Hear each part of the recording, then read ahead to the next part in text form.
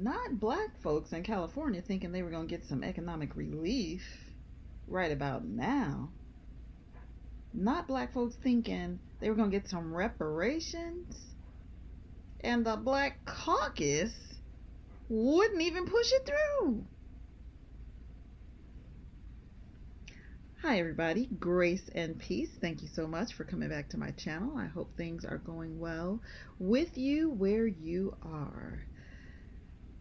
Today I'm going to let you see the reaction and my reaction to the reaction of the black people in California who thought their governor, who thought the Black Caucus was going to do them a favor and get reparations to the desk of the governor. Just watch this, y'all. We're coming up on a major fundraising deadline, and there aren't many more between now and the election. So I am asking you to pitch in right now to help us meet our goal. There is too much at stake, so let's not fall short on our resources. We are working hard to reach voters across the country, but I need you on board. Tonight is the final night of California's legislative session. State lawmakers have until midnight tonight to pass proposed laws for the year. Ahead of the deadline, advocates for reparations for Black Californians have been protesting all day as lawmakers plan to block two key bills for that effort. KCRA 3 Capitol correspondent Ashley Zavala is live at the state capitol right now with what's happening. Ashley? That's right, Orko. This has been the big story mainly all day here. California's Legislative Black Caucus, which represents the black members of the state legislature, confirmed that lawmakers will not move forward with those two key proposals. The first, SB 1403, which would establish a state agency to oversee the state's reparations efforts.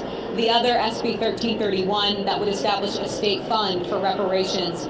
So the blocking of these bills has angered protesters who've been in the Capitol Rotunda all day, yelling at lawmakers in the Assembly to bring the bills up for a vote.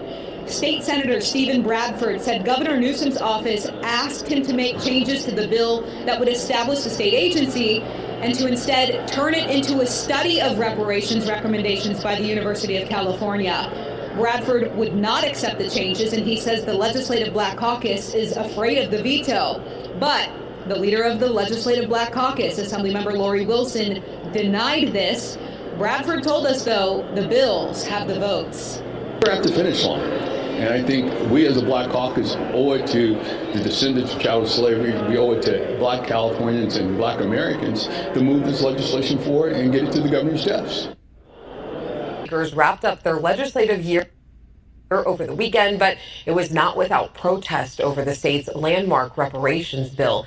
Two bills did not get a final vote. ABC 10's Becca Habegger joins us in studio with what happened and what could come next. You know, Alex, many supporters of reparations for Californians who are descendants of chattel slavery in the U.S. feel outraged tonight. That's after Assembly members refused to bring to a vote on Saturday two bills that would have created the infrastructure for meaningful reparations. Supporters of reparations gathered at the Capitol Saturday in support of two key bills by Senator Stephen Bradford, who sat on the California Reparations Task Force. The task force met over the course of 2 years, hearing from the public and experts on the long-lasting effects of chattel slavery on Black Americans. Last summer, members published their final report of more than 1,000 pages and more than 100 recommendations. We're 160 years overdue for this. On Saturday, Senator Bradford hoped his Assembly colleagues would put his two key reparations bills up for a vote. Senate Bill 1403 would have created the California American Freedmen Affairs Agency, tasked with implementing reparations and determining eligibility. Senate Bill 1331 would have established the Fund for Reparations and Reparative Justice to eventually pay for the various forms of reparations. Neither of these bills included cash payments for recipients of reparations, and neither of these bills went up for a vote in the final hours of the legislative session, effectively killing them for the year. We owe it to our ancestors, and I think we disappointed them in a way by at least not having the floor vote and letting the people decide, let the legislators decide whether it should have gone to the governor's desk versus holding the bills. This session, So, yes, it never even made it. The bills regarding reparations for black Americans, descendants of slaves, never even made it to the floor to be voted on to go get to the governor's desk. Come on, y'all. Surely y'all are tired by now of being strung along. No matter what your opinion is regarding this, whether black people deserve the reparations, their descendants, that is, deserve reparations or not. Surely y'all are tired of being strung along by the Democratic Party, who consistently fail to meet your demands. So this is why I don't understand why black people can be so staunch about their support of the Democratic Party. Because you keep expecting these handouts and they ain't coming. The handouts are not coming. You know why they're not coming? Because they are going to the newcomers. That's the new word that's used in place of, let's see. It went from illegal aliens to illegal immigrants to undocumented immigrants to migrants. Now it's newcomers. Now it's newcomers. So they are getting y'all's reparations, I hope you know. And blame the Democratic Party because that's who's on watch right now.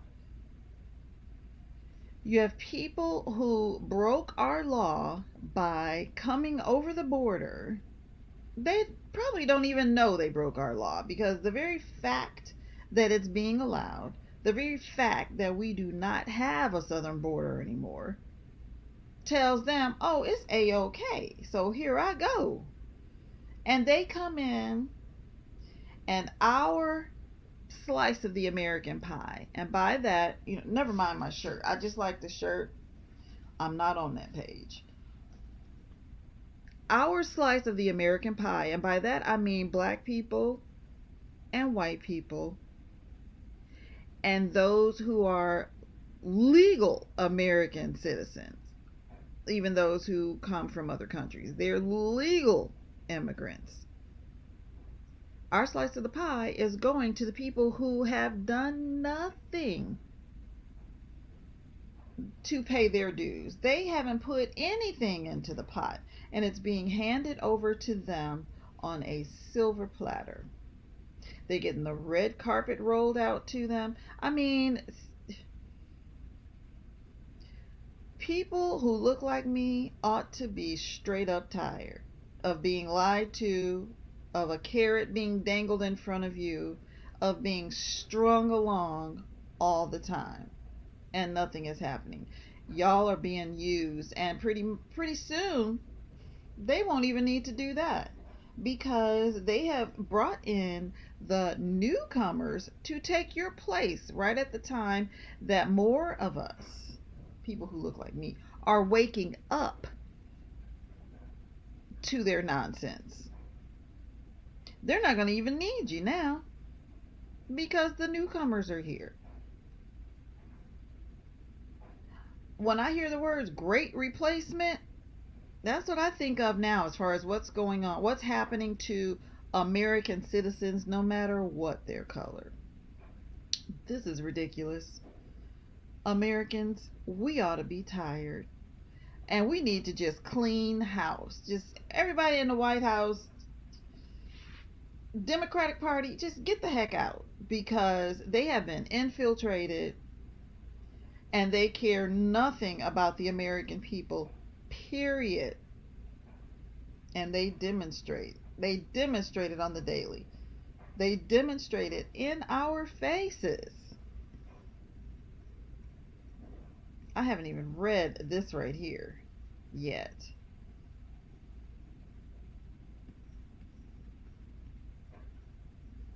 let's just see what this is. I'm going to take it back a little bit. In a way, by at least not having the floor vote and letting the people decide, let the legislature decide whether it should have gone to the governor's desk versus holding the bills. This session, the California Legislative Black Caucus published a list of 14 bills as part of its reparations package.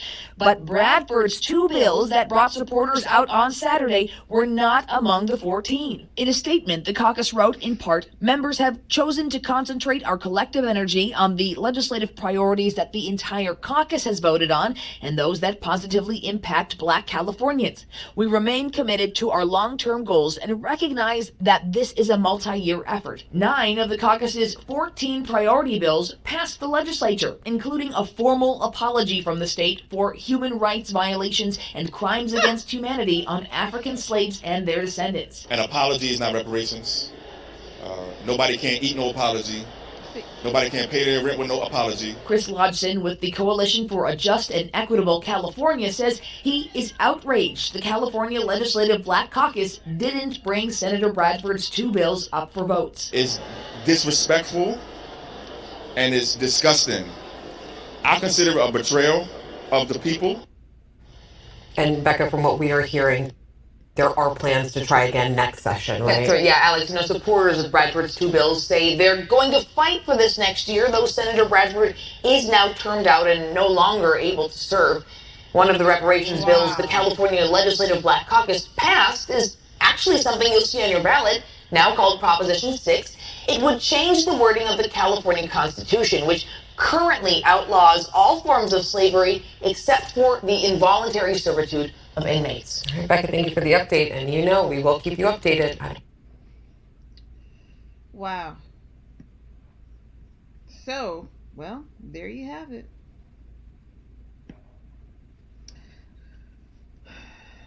So, I don't know.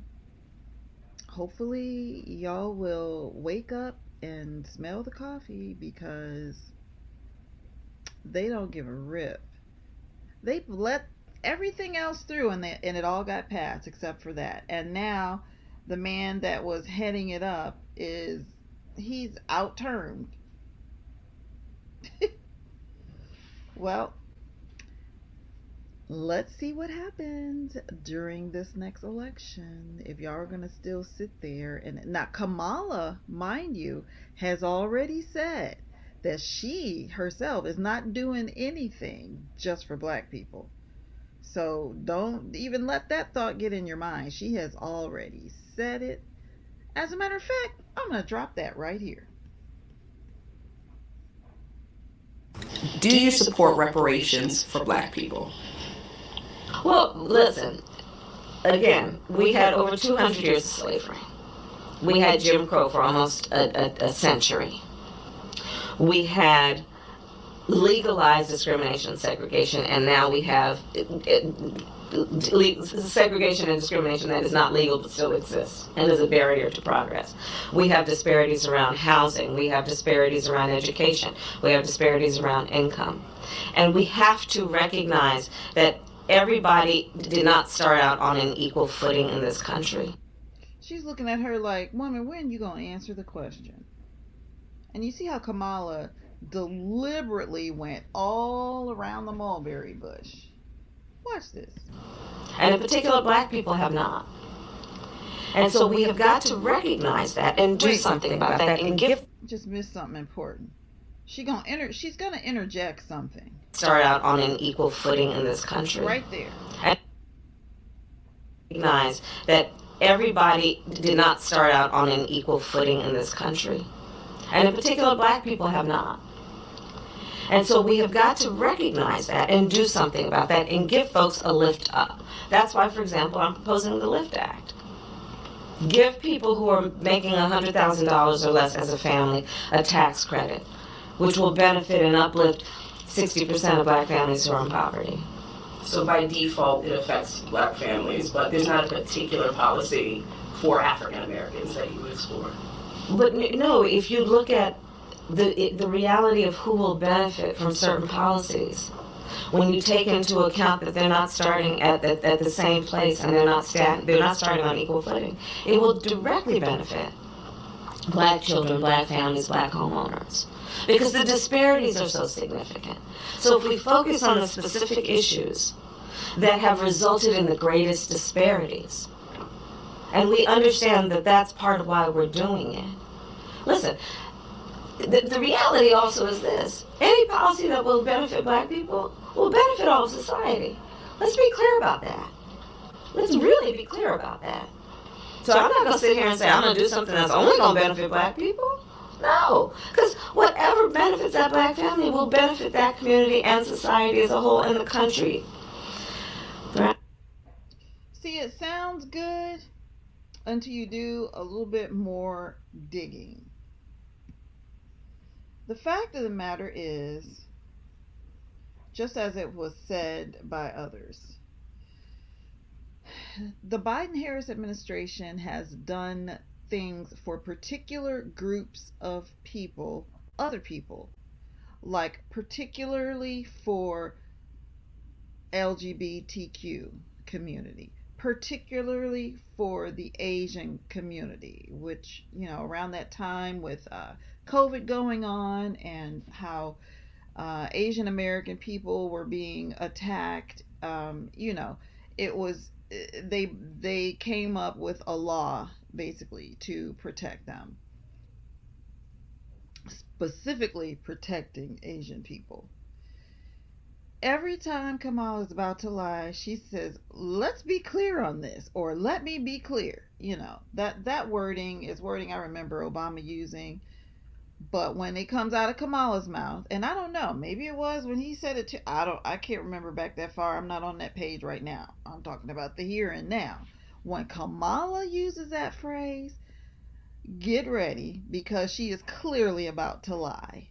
When she starts talking about not equality, but equity, and how people are not starting off on the same footing, she was interjecting that dang extreme progressive viewpoint, that socialist viewpoint, that almost over to communism viewpoint. When they talk about everybody needs to be at an equal footing, she's not talking about bringing the poor people up. She's talking about bringing everybody back. Everybody closer to poverty. That's what she's talking. But she will phrase it like she's talking about the poor people that are back here with the wealthier people out front. We're going to bring the poorer people out front. No, that's not what communism is. So that's not what she's talking about. And remember, she says she has not changed her values. So, be careful of her talking about all this flip-flop stuff where she's totally changed her views. I saw, an interview where JD said she has not changed her views from 3 years ago. Heck, she has not changed her views from 3.5 months ago. 3.5 months ago, she was talking the same talk. The reason why, and she's supposed to have a debate later this evening, the reason why she has so much trouble speaking without teleprompter is because it's not coming from the heart. When Donald Trump talks, it's coming from the heart. Unless, when he's on teleprompters, you can tell, and he's not trying to fake it and pretend like he's not. But he will vary from those teleprompters too, and will tell you he's doing it. And he'll be talking from the heart, and the people recognize him as real. Whatever you may feel about him, they recognize him as real. Okay? Kamala is one big fake. California is her state, before she became vice president. No reparations going on. We'll never see that, especially now with the newcomers on board, because the newcomers are getting the whole big old slice of the American pie that Americans can't even qualify for.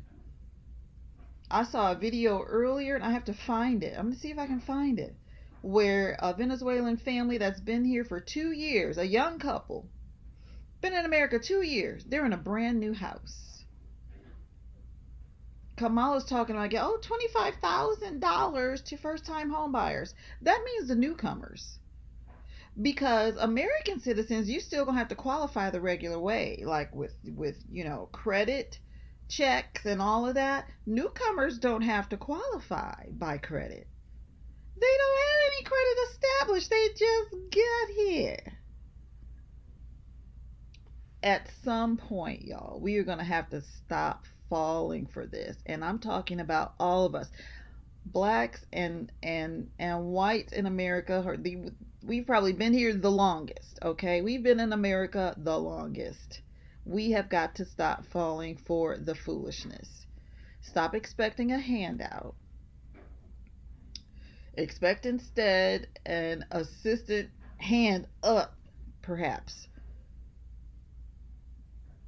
Things were much better when Donald Trump was in office.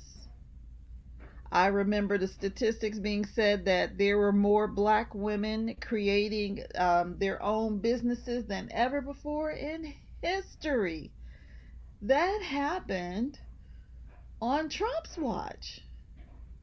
I sure would like to know where a lot of those businesses went to, because I had one. I was building my own business. Gone. Okay? Zilcho. It is gone. So anyway, I just wanted to let y'all know about that, and hopefully somebody will see this and the realization will hit them that, this whole Democratic Party and where they're trying to take the country, it's not where we need to go. They are not being truthful about caring about the American people or caring about this country at all. Thank you so much, y'all, for listening to my ranting. Before you step out, please make sure you hit that like button, subscribe, leave a comment down below. When you subscribe, hit that bell notification so that whenever I drop a video, you will be notified. Thank you so much, and I will see y'all next time.